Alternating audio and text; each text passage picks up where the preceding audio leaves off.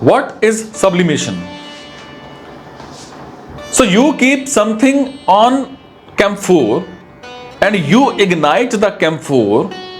What happens to the thing you had kept on camphor? It gets burnt down, right? Disappears maybe. And what happens to that piece of camphor as well? That too disappears without trace. So camphor is unique. The knowledge that guru uses must be camphor like. So if you find two people imparting knowledge and you want to discern which one of them, if any, deserves to be called a guru, then try to detect a qualitative difference in the knowledge being imparted by the two. If the knowledge that's coming to you is likely to settle down in your mind, settle down is a beautiful thing, no doubt. Settle down like a very expensive piece of furniture in your drawing room, no doubt. It adds to the ambience. It's royal. People walk in and say, wow, that's regality, wonderful. Nevertheless, it just starts sitting in the room, occupying space. It becomes a presence. It takes away from the void. That's a teacher. It gives you something very beautiful, very worthy, very scholarly. You can display it and gain respect. Victorian furniture, that's the kind of knowledge he is provided you with. And you will be overawed. You will say, wow, but is he cleaning you up? That's the question. People don't realize the difference. They don't see that knowledge is of three different kinds. There is knowledge that enters your mind and spoils it. There is knowledge that enters your mind and decorates it. And there is knowledge that enters your mind and cleans it. The first kind of knowledge is not necessarily provided to you by persons. A lot of that is inbuilt in your system since birth. So that first kind of knowledge comes to you majorly from your body itself. The newborn need not be told that he is the body. The body itself has indoctrinated the newborn into believing that he is the body. It was not from TV or newspaper or social media that he gathered his identity, first identity. The first identity was inbuilt, ready-made. And then obviously we know later on we have all the non-sensual forces around us draining trash into the mind. So all that together constitutes the first kind of knowledge. Knowledge that your body keeps impressing you with, and knowledge that is drained into your mind by your various contacts. Your contact with your family, with the TV, with the educational system, and all the contacts that you are having with your environment continuously. So all that is not good. Then there is organized knowledge. Knowledge that's based on facts. Knowledge that's so worthy, so beautiful, you feel like keeping it on your head. Knowledge you want to worship. Knowledge that's a product of research in universities and laboratories. Knowledge that fetches you the Nobel Prize. That kind of knowledge, that's the second class of knowledge. And then the topmost class, knowledge that does not fill up your mind, rather directly addresses the one that you are. Because if your mind is being filled up, something is being done around you, not to you. You are the ego, and the mind is all around you. The space around you is being filled up. That's knowledge, accumulation. The third kind of knowledge, the knowledge that comes to you from the guru, does not intend to fill up the space around you. It directly addresses the one that you are. And if someone claims to be a guru, and yet his knowledge or his method or any other equipment or resource that he is using does not directly addresses your fundamental central identity, then that fellow does not belong to the top class. Are you getting it? That's a guru. The word for a guru does not really exist in the English language. So they have borrowed guru itself. Guru. But they have borrowed the word guru and rather misunderstood it and misapplied it. So anybody who seems to be an expert at anything can be justifiably called a guru in the English language.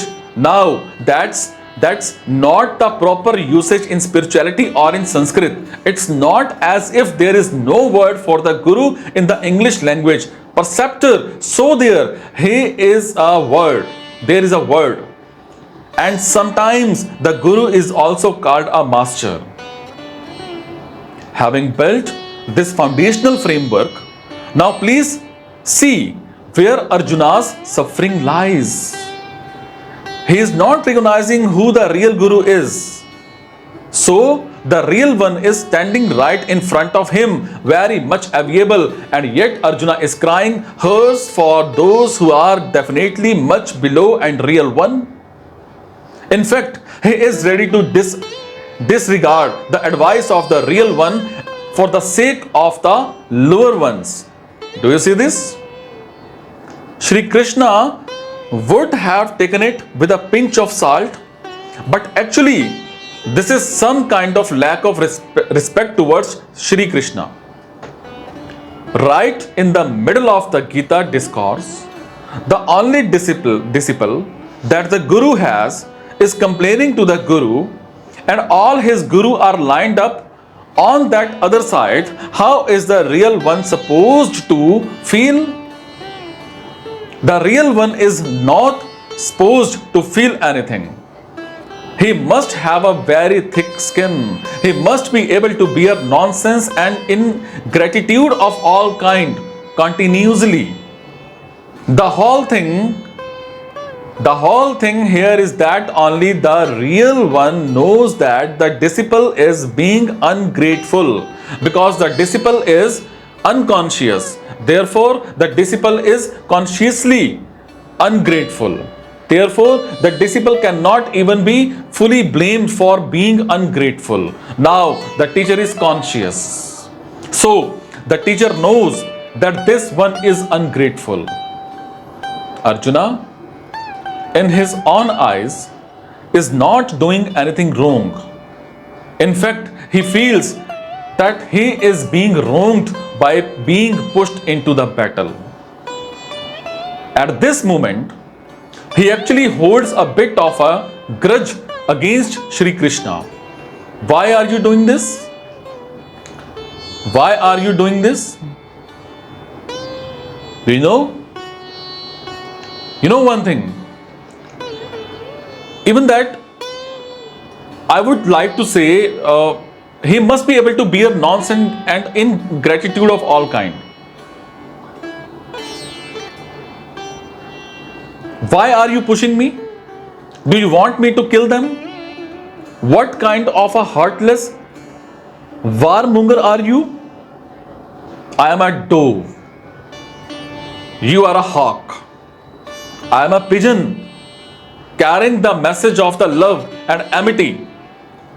And you are a kite, an eagle, just bloodthirsty. That's Arjuna world inwardly right now. Only Shri Krishna knows how deeply Arjuna is missing the truth, and therefore how deeply Arjuna is being ungrateful right now. Arjuna says they are all Mahanubhavan. That's the word he uses, Mahanubhavan. So, there are all Mahanubhavan. And who is Krishna? Someone who is getting Arjuna to fight the Mahanubhavan. By implication, Shri Krishna cannot be Mahanubhavan. Do you know Mahanubhavan? Understand? Someone great of mind, that's called a Mahanubhavan. What else has he said? I would rather in this life beg and eat than to enjoy the pleasure that come with murdering my teachers. So how badly and totally he is missing the point, as if Shri Krishna wants him to fight for the sake of Arthakamam. As if Shri Krishna is saying, you fight so that later on you can enjoy the riches and pleasures in Hastinapur. For Arjuna, it's all personal. For Shri Krishna, the battle has much bigger significance and importance. For Arjuna, it's about fighting his brothers and elders and teachers. For Shri Krishna, it's about establishing dharma. And that's where the conflict between these two is. They do definitely are not on the same page. When Shri Krishna says fight and when Arjuna says fight, it's not the same meaning that the word carries for them. For the two of them, the word fight carries very difficult meaning, very different meanings. Arjuna, being a person, is operating strongly from his personal center. Shri Krishna is not seeing persons at all. Shri Krishna is seeing dharma. Shri Krishna is not concerned about the few people that have gathered on the battleground. You will say how they are not just a few, they are a few hundred or a few thousand. Some like to aver that they were a few million. History would say they were closer to a few thousand, but irrespective of what the number is very small number compared to the population of Hastinapur and the entire Indian subcontinent at that time. Equally, that number who are assembled as soldiers, fighters on the battlefield is an insignificant or compared to the numbers that would be affected in due time in future by the result of the battle. So, there are those who condemn Shri Krishna for getting a few thousand or a few lakh people killed. What they do not see is the number that Shri Krishna saved. And that number is 100x or 1000x. And I must be just understanding it. It could be a millionx. For every person who bled on the battlefield, for every head that rolled on the field, there are probably a million that were saved by Shri Krishna. But just as we are taking care of Arjuna's ingratitude, we must realize how ungrateful we have been as writers of history, interpreters of history, and recipients of Shri Krishna's blessings. We have received what he had to give us, and yet very frequently we keep implicating him of the charge of violence. There has been no death of people who have been continuously accusing Shri Krishna. Oh, he got so many people killed. So that stream of ingratitude flows unabated.